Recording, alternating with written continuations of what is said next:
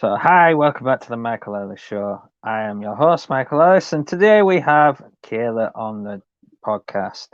Now, Kayla is a life coach and a business consultant Mhm. and a marketing consultant all in one. So, today she's going to drop some nuggets on how to develop a warrior mindset and smash those goals. So, how are you today, Kayla? I'm fantastic. How are you? I am absolutely fantastic. It's been a good day over here. Coming to the end of the day, but it's been a good day. Good, good. Well, thank you so much for having me on the show. I'm really excited to share my wisdom with your audience and drop some nuggets for you guys. Yeah, yeah. So, uh, for the audience at home, do you want to just tell us a little bit more about yourself, how you got into the field that you work in, and what it's like being you? Sure. So, I guess we can kind of start out with I have always had an entrepreneurial spirit. At a young age, you could find me selling lemonade by the side of the road, working my mom's garage sales, picking up cans along the road and bringing them to the local grocery store.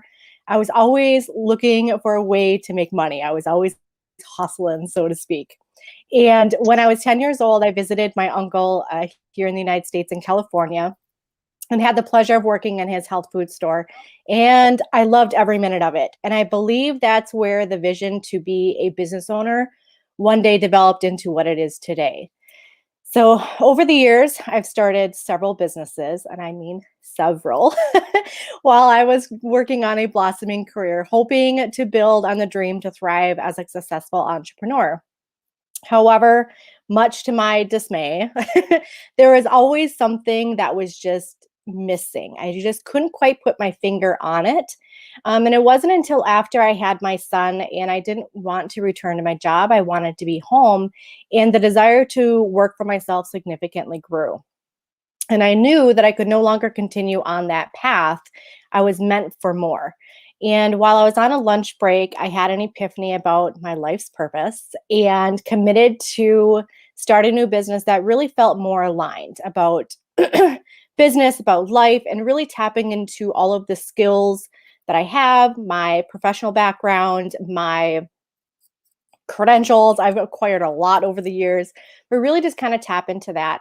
And I set a goal to leave my job within 90 days of the launch of my new business. And I can proudly say that I achieved that goal.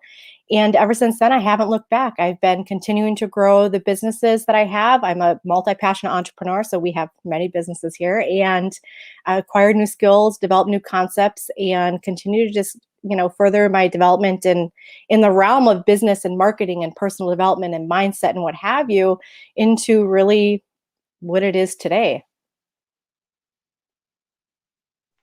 That's awesome. That's quite a journey that you've been on there. So you did the typical entrepreneurial thing, which is selling lemonade at the side of the street I as did. as a young girl. I did. We even had, I don't know if you know about the Babysitters Club, but way back in the day when I was a young girl, there was the Babysitter Club books that were out. And we even had some of the girls in the neighborhood where we put together our own Babysitters Club that we did for a while, trying to raise money, and babysit kids. There wasn't any other kids in our neighborhood other than us, but we liked the idea that we had this babysitters club and we were going to make this big club and we were going to babysit and make money and all this fun stuff. But it's been it's been a journey to say the least, and I've embraced every part of it, but it's been really enlightening too, because I can see how even from a very young age how I've grown and evolved with everything that I have participated in. And there's always been key lessons learned from every experience. Even when I was 5 running my mom's garage sales, there's always been something that I've learned along the way. And I'm grateful for that. Of course, we're all grateful for Hmm. things that have happened up to where we are now. Are you a believer that things happen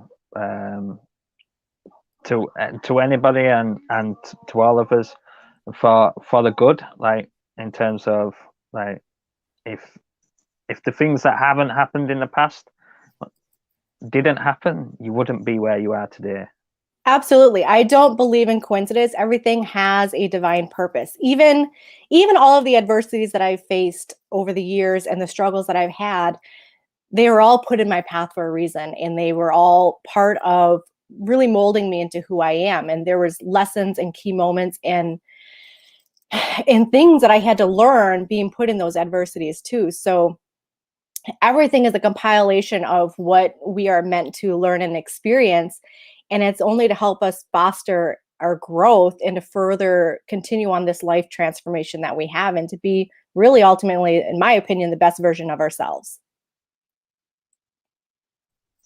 So as you were growing up as a young child, as a young girl, did you face any hardship as a young child? A lot of entrepreneurs, a lot of business owners, they generally do come from a background of hardship. Did you face any hardship, or were you Not as a was young girl. I can say that the bulk of my adversities that I've really faced, honestly, have been between my 20s and my 30s. The only real adversity that I faced when I was younger in my teens was, my dad's job moved us, from Michigan to Wisconsin, and I was at 15.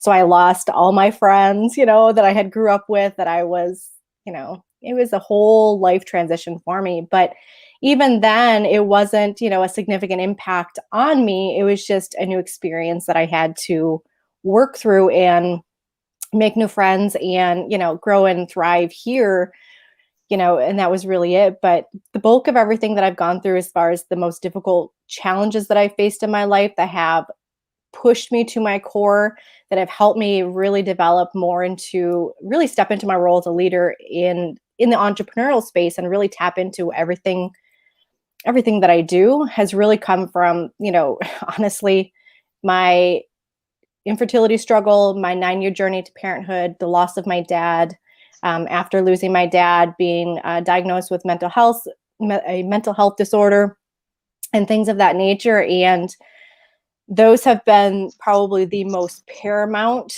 and the most gut wrenching experiences of my life. But they have also made me a lot stronger, a lot wiser, and I've come out with a different perspective on life and a renewed passion for the work that I do.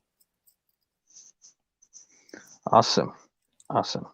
So, how does one develop a warrior mindset? Yeah, so And what does a warrior mindset actually mean to you? yeah, sure. So it's always funny when people ask me about this, because I don't really know why I call it a warrior mindset, to be completely honest. I think it's because I'm often told that I'm such a warrior, that I just kind of keep going when things get tough, and I don't let anything really derail me and stop me from what is going on. And part of who I am is really just having the perseverance, having that grit, having the inner strength to keep going, even when I really feel like giving up.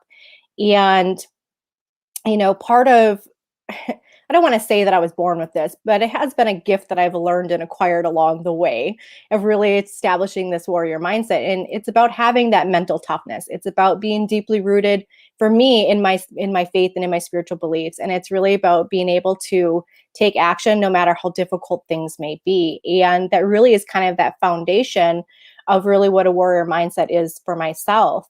But I came across this quote that I want to share with you, because it really hit home for me, and it may hit home for all of you that are listening as well. And it's from Richard, I want to say his last name is Mashowitz, and I apologize if I'm totally slaughtering that. But he is a former Navy SEAL, and he's the author of Unleash the Warrior Within. And he says, being a warrior is not about the act of fighting. It's about being so prepared to face a challenge and believing so strongly in the cause that you are fighting for, you refuse to quit. And that, for me, is kind of one of my mottos of a quote, I guess you could say, that really kind of keeps me going. And that I often remind my clients of: refer back to this quote. When things are getting difficult and you want to give up, read this quote, read it again, read it 3 times if you need to, because it's going to give you that oomph to kind of keep going when you'd rather maybe just be in bed, or want to shut down your business because things aren't going the way that you want it to be, or whatever the case may be in your life and business. But it gives you it gives you that perseverance. It gives you the pep talk that you need to kind of keep going. So do you just want to repeat that quote just one more time? Sure. So it is, being a warrior is not about the act of fighting. It's about being so prepared to face a challenge and believing so strongly in the cause you're fighting for that you refuse to quit. That's awesome. Isn't it? That is a I good love it. quote. It is a I good do quote. like it. I don't even know. That's I going to get stumbled chopped out upon of it. this, and that's going to get put on Yeah. somewhere else, guaranteed. Yeah. So, what's the first steps that somebody needs to do to reprogram their mindset and rechange? Well, there's a lot of things that we can do to be able to reprogram our minds. A lot of the work that I do with myself and that I do with my clients is we look at really the underlying causes that are causing the limiting beliefs, the fear, the self-negative talk, those, all of that kind of into play. We look at what really is the core problem. And a lot of times it could be things that happened in the past. Sometimes it could be things that just happened, a couple weeks ago. But we look at really what is the root problem, not the surface level BS. We look at what really is causing these issues for you to be in this state of mind. And we start working through that. And we look at really connecting you and essentially, I don't want to say fixing you. What's the word I'm looking for? More about looking at how we can improve everything as a whole transformation, mind, body, soul, spirit, and really tap into that. So one of the very first things you want to do is really identify what it is that is the problem that's causing you to be in this negative mindset or this victim mindset, poverty mindset, whatever the case is for you. But we want to discover where that is. And a lot of times you'll find that it is something that happened throughout your childhood or programming that has happened, unfortunately, by maybe our parents, our grandparents, teachers, employers, things like that. But, back from our childhood and growing up, we're going to have these beliefs that are instilled that we don't even realize are really impacting us. And we kind of have to deconstruct that and start moving forward. So for me, that's where we really kind of start, is looking at the root cause. From there, we start, going through and, to give you an example, then we can start going through looking at doing some EFT tapping. We can start looking at possibly doing some NLP type of work, doing some shadow work, shadow practitioner work, things that are really getting into the core of who you are and start breaking them down. But to keep things really simple for you guys, really when you start looking at developing a warrior mindset, there's a lot of really simplified things that you can do. And I'll go through some of these, and there's a lot, but I'll go through a few of these for you. So one of the things for me that I found is really about not taking everything personally and realizing that not everything is about you. I feel like more often than not, even if we want to admit it or if we don't want to admit it, but we really tend to take things personally. And we really have to learn to establish this mindset that we can't take everything personally. It's not always about us. And if we continue to continually react to things that people say about us or that do around us, or when we're triggered, we're going to constantly be in this victim mindset, and it's only going to keep us back from what we really want to achieve and keeping us moving forward. So realizing that it's not always about you and letting it roll off your back, brush it off, and continue to keep moving forward. It's a lot of times when we're triggered, it's really about us when we're triggered. But if someone says something and they're being triggered, it's a mirror reflection. It's something that's going on with them. So that's something else you guys can really kind of keep at the forefront of your mind too, is if you are being triggered, there's some work that needs to be done there. And it's something that is either a limiting belief or something that happened, in your past, something that's going on that you have unresolved issues with, and you need to work through that. And that's really plaguing your mindset and in probably most likely one of those things that are blocking you from moving forward. So that would be one of them. The other thing is really learning how to ditch the fear, the judgment, any shame that you feel about your past, your present, or even your future. And yes, I do mean the future, because I find that a lot of my clients come to me, they're not necessarily fearful of failing. They have more fear about what's coming in the future because that's unknown. And they have that fear of the future, and they're afraid to take calculated risks in order to be able to move forward because there's so many things that are uncertain. And so when you learn to really ditch through that and plant your flag, so to speak, and work through it and continue on this path, you're going to be able to continue to keep developing that mindset to keep moving forward. Something else that you can do is learning how to take control of your life and really stand in your personal and spiritual power. So this could be letting go of the things that no longer serve you. Sometimes this is people, places, things, tasks, businesses. I've had so many clients that have had businesses that were not serving them, and they let them go and started something else, and now they're thriving and flourishing. And it's really having that real talk, that honesty with yourself, that you need to let go of the things that aren't bringing you the most joy, that aren't there for your highest good. They are holding you back ultimately, and that's not good for you, obviously, to continue to keep moving forward. Something else that I am a huge advocate for is practicing mindfulness every day and self-awareness. As you work through your mindfulness, and this you can do in mindful meditation, you can just practice mindfulness of just being aware of your surroundings. But as you continue to practice more mindfulness, you're going to become more self-aware. You'll become self-aware of the things that bring you joy. You'll become self-aware of the things that are triggering you, where you need to do some inner work. You'll become self-aware of the things that really light you up, that you're really great at in your business, things of that nature. And you're going to be able to continue to move forward and continue to work through those things that are maybe holding you back. And one of my other favorites is failure. All right. When people ask me, what have you done in your life where you failed? And I kind of laugh because I don't really believe in failure.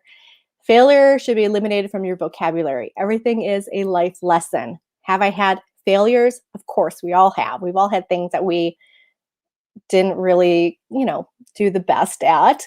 But ultimately, we want to make sure that we really just eliminate it, and we look at it, everything's a life's lesson. It's an experiment. We're looking to work through and find it a hypothesis, if you want to look at it that way. But it's an experiment, it's a life lesson. And when you learn to eliminate that failure from your vocabulary, you know that when you have a little bit of a setback, it's not failure.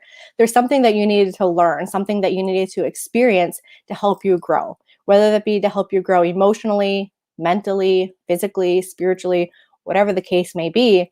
It's helping you grow, and it's helping you evolve into the person who you are meant and who you need to be in order to move into this next phase of your life and next phase of your business and what have you. There's a lot of that I see a lot with my clients. Every setback that you have is ultimately a comeback, right? And so this really ties into, it really ties into not having failure in your vocabulary, because when you see that, yes, you might hit a bump in the road, it's really just an opportunity for a comeback. It's an opportunity for you to experience the growth that you need to have in order to move forward. And as you start breaking down these limiting beliefs and getting rid of fear and stopping all the negative chatter in your head, you're going to start seeing that momentum. You're going to start continuing to go forward and moving forward. And this works for both, whether you are in a professional career, whether you are an entrepreneur, whatever the case may be, whether you are a stay-at-home mom and you're just really feeling stuck. These things work for you. And that's the beauty of, really developing a mindset, is it's overall life transformation. And as you work through transforming your life, it's going to permeate into other facets of your life. It's going to work into your professional career. It's going to work into your business. It's going to work ultimately through your children, your husband, your significant other, whatever the case may be.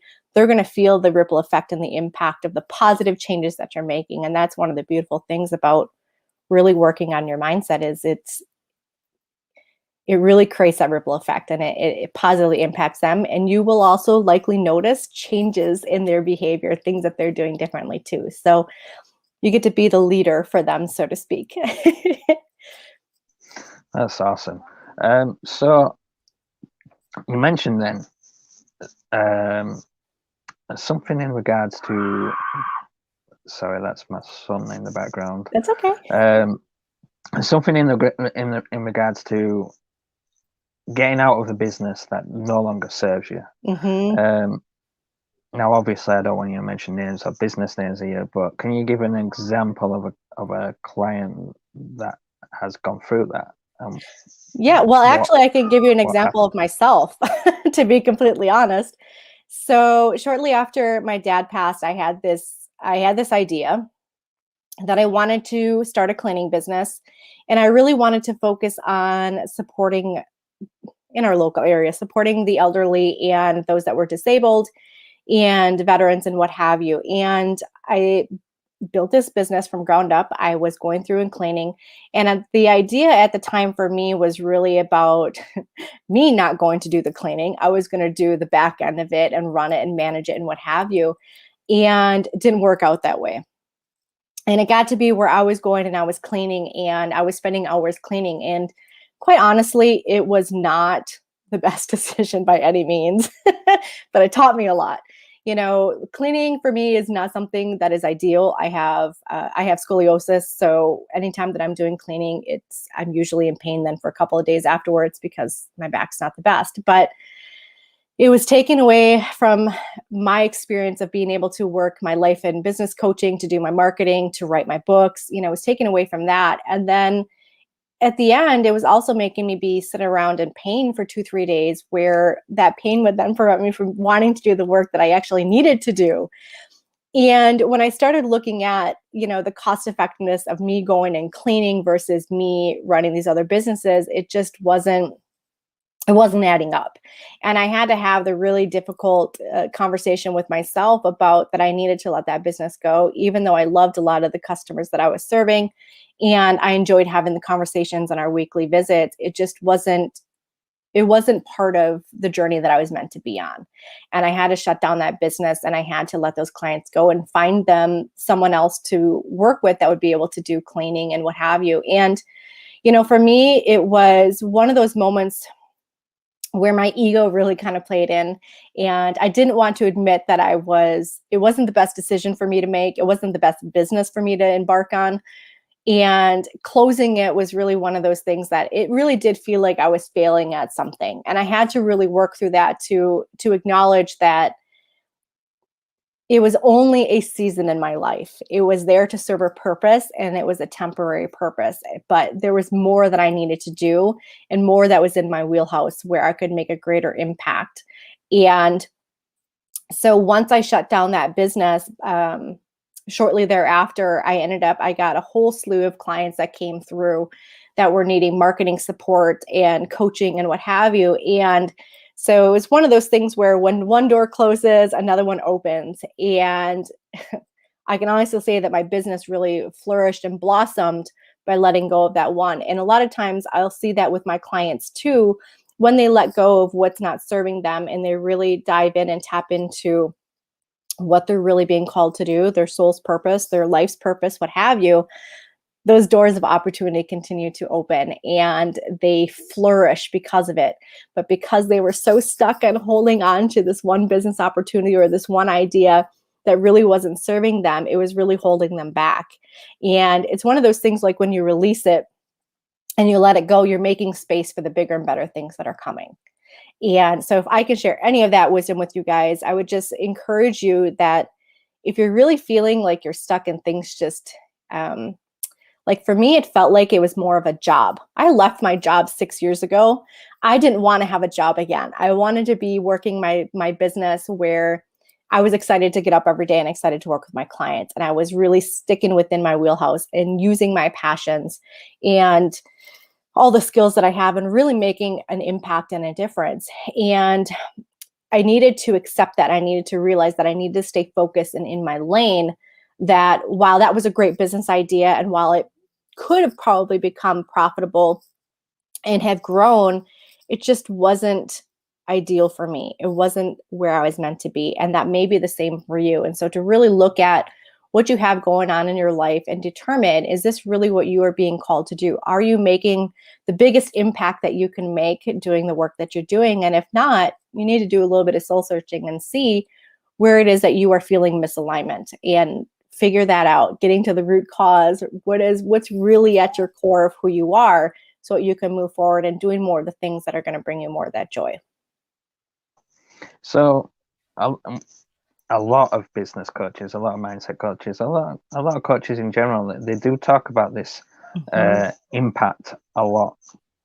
Now, can any business cause impact? Yes, Or I is it believe they just only can. certain Mm-mm. types? No, I believe every business can have an impact no matter what you are doing. Because if you think about it, even if you, let's say, for example, I have a lot of people that are in the network marketing MLM industry that come to me with this problem that they feel like they're spinning their wheels all the time and they're not making enough money and they're working really hard and they're like, I know I'm meant for more and I want to make more of an impact, but they don't realize that even in that industry, even with that business that they have, they can make an impact because you can do something so simple as donating a portion of your profits that you have to a local charity. You can donate products or your services to be able to give back to those in the community. There's things that you can do even on a smaller scale, so to speak, that can really make an impact. And the more that you continue to make an impact, you're going to create that ripple effect of change and it's going to permeate out. And as you start to, even if you're starting small, you got to think that you're building momentum, right? You're going to build momentum where you can make an even greater impact on a bigger scale. Now, there's a lot of creative entrepreneurs that often come to me as well, that they're like, I'm not making enough impact. I'm not talking to enough people. And we all start somewhere, right? We're not out of the gate. We don't have thousands upon thousands of people that are following us. We start with one person and we build on that, right? And as you're sharing your message, as you're sharing your story, as you're sharing your gifts with others, you're making an impact because at the end of the day, you never know what one small thing that you said could be a complete game changer for someone else, or one small act of kindness can completely change someone's life. And so when we think of making an impact, I think there's the misconception that everyone thinks that it has to be such a big event, like grandiose type of thing. And it really doesn't have to be. It can be a simple act of kindness that just really starts that momentum. And as a business owner, there's a lot of different things that you can do. Over the years, I've done a lot of different things, for, I don't even want to call philanthropy, but I guess giving back, making a difference on a smaller scale. And everything has always come back to me. There's always been that ripple effect. People have said, hey, I saw that you made a donation to this cause. That was really amazing. And because of that, I want to work with you. Hey, I see that you support, cancer research. My husband passed of cancer. I saw that your dad passed of cancer. I'm really sorry for your loss. And you start making these connections. And it's in those simple moments of kindness that you have and where you're really just doing good, you're really making an impact and you're changing people's lives without having it to be big or having to force something or having it to be where, it has to be like this end all be all, everything under the sun, grand event. Look at the small things and make those small changes and look at ways that you can give back. There's so many different ways you can give back. And in fact, I have a whole blog article on that of different ways that business owners can give back into their community. But those small things are making an impact. Your post on social media with a quote of yours or one of your favorite quotes that maybe someone hasn't seen, that can change someone's life and make an impact. Yeah. So obviously you provide, as I mentioned before, like you provide marketing services too. Mm-hmm. But do you ever get people coming to you that just simply can't afford to market themselves via paid means? I do. And what advice do you give to them? Because obviously you're not going to be working with them for free. Yeah. Or for free. So, there's a lot of things that I do with my marketing clients. If they can't hire me to do the done for you marketing stuff where I basically do everything for them behind the scenes, I do have an option where they can have me basically in the back pocket as a consultant, and they just pay a monthly fee for consulting and they have me and I can guide them as well. But the other thing that I have is there's a ton of resources that I utilize on my website. I have a free resource library that I have there. There's the Facebook community that I have where I share a lot of information about marketing. And so they can really tap into those resources that are free to really help learn and to start implementing a lot of the facets of marketing that they're not as knowledgeable about and start getting that momentum. And The recommendation that I always give it is have a clear goal. Know what it is that you want. Don't try and be everywhere when you're starting out, because you're going to burn out. You're going to feel frustrated. It's not easy to be everywhere, especially with all the changes. I mean, for Pete's sakes, Facebook has changes like every week, I swear. It's hard to keep up on all of those. So choose one social media platform. Focus on it. Learn it. When you become really good at it and you understand it, add in another one. If you want to build a history on all the other ones and post content there, fine, but focus on one to get started. And I'm a huge believer in content marketing, sharing your wisdom, putting out your offers out there, showing up and telling your story as part of really your brand's message, so you can connect, build relationships with your audience. That's going to help give you that momentum, so that maybe 6 months or 9 months or a year down the road, you have the financial means that you're able to come in and say, okay, I can now hire you, or I can hire someone else to even do one small component of this and allow me to be able to work on the things in the business that really I can only do, and allows you to be able to outsource that. But we all start somewhere, even myself.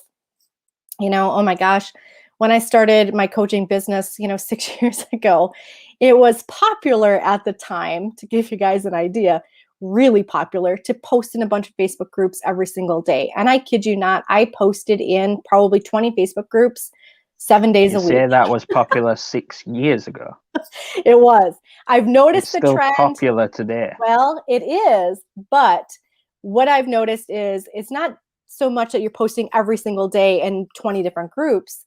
Now I'm seeing people are choosing 3 to 5 groups that they focus on, and they're posting only a handful of days a week, not 7 days a week. So they're showing up and they're engaging more in groups. And so while it's still popular to post in all these groups, it's not, I need to post every day at every time in 20 different groups, and I have to engage for 30 minutes every single day. It's a lot less intense. The other thing I've noticed is, while people are still sharing value in groups, I'm noticing that there's a lot more community and connection than what there were 6 years ago. 6 years ago, in a lot of the groups, it was people were posting, basically like posting and ghosting a lot. They didn't always show up and engage. And I'm like, why are you not engaging with people? If you're posting, you should be engaging with people that are in this community, because you're trying to build leads, you're trying to build these relationships. And so even in my group myself, there may not be a ton of posts throughout the day, but there's usually a lot of engagement, and people are really connecting and finding ways to collaborate and things of that nature. And I see that in a lot of the other groups too. So there's been a shift in Facebook group activity in the last 6 years. And quite frankly, I like it more on this back end now, because it's not so tedious. It's not having to find 20 groups to post in, every single day of the week, and making sure that you post in those groups and spamming all of these groups with literally the same content every single day. And, so one of the recommendations that I actually tell my clients is, if you're looking to get visible and you want to leverage Facebook groups, honestly, find, 3 to 5 groups that you're going to post in every single, post in every week, and create 3 to 5 posts, depending on what groups you're in, and rotate them every single, or rotate them on those days. So at the end of the week, if you have 5 groups and you got 5 small pieces of content, each group has that content that they received each one of those days. And so it's not you spamming the group with the same thing every day, you're rotating that content. And so it looks like it's fresh, it's new, and it gives you that opportunity to talk about different things throughout the week.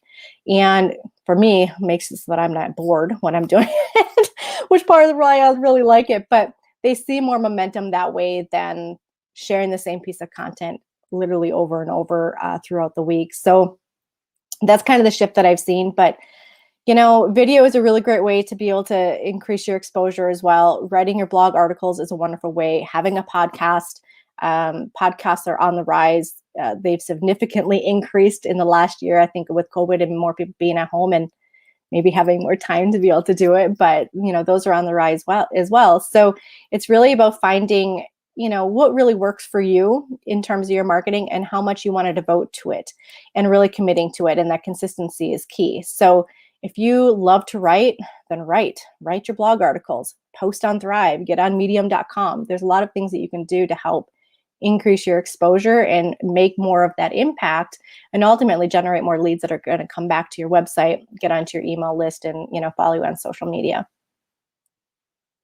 So you have a fantastic blog that's got loads, and I mean loads of blog articles on it. I don't know how many's on there. There's just loads. I've been slacking. I'll admit I haven't put a new one out in a couple of weeks. I've had guest posts, but I haven't done one for myself, so I've been slack with it. But there's a whole back catalogue that people can look at. But Yes. what I really wanted to ask you here is, do you get organic search traffic from Google from your blog?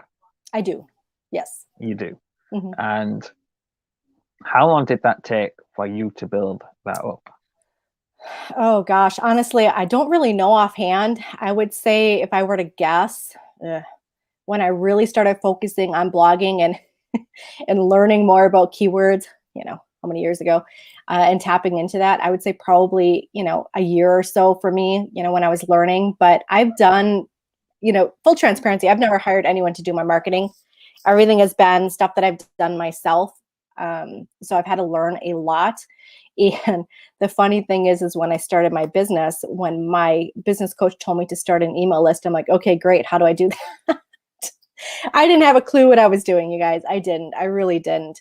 And because I dove headfirst into really learning more about the intricacies of marketing, I've always been interested in marketing. It's actually a degree that I was going to go and get years ago and chose not to, but I didn't really know how to get things started. I didn't know what to put in an email into a sequence. And it was really learning the ins and outs, a lot of trial and error for me, even of that in itself. So I would say probably a good year before I started seeing quality and an influx of a lot of organic search that comes through my website. But now I don't do any paid advertising for Google. So anything that's coming back to my website typically is all organic, either from social media, from podcast interviews or things of that nature. But there is that organic search. So, and I'm pretty sure, I don't know that there's been an update that I'm aware of for SEO, but they say typically it takes around 9 months to a year before you start getting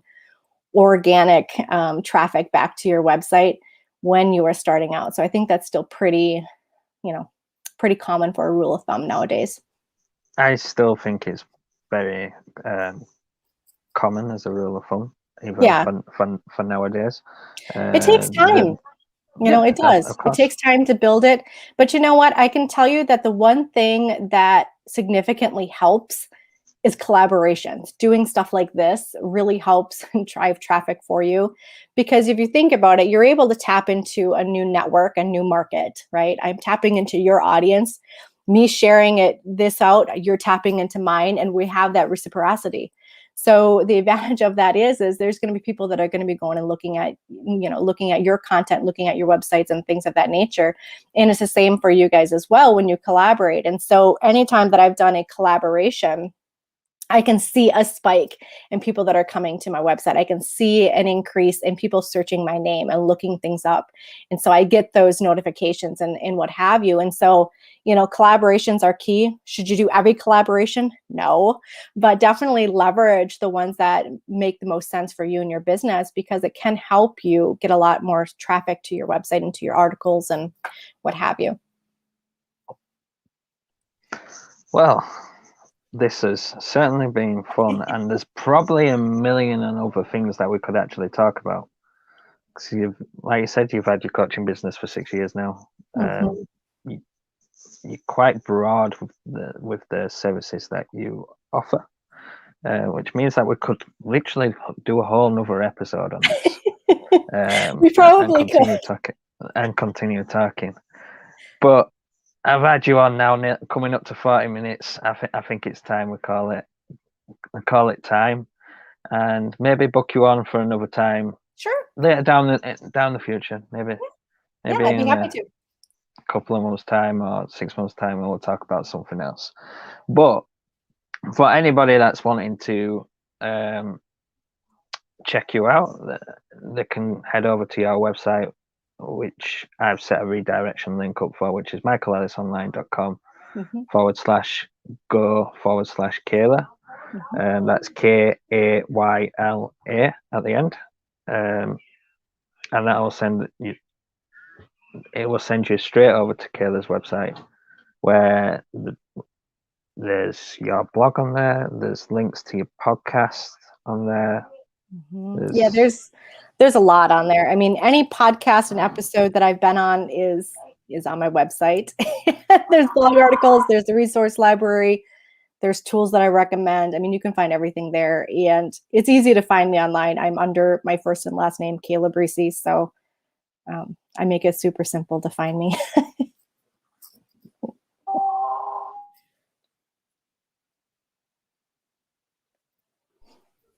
And sorry about that. I just had to mute because there's on screens as well. That's okay.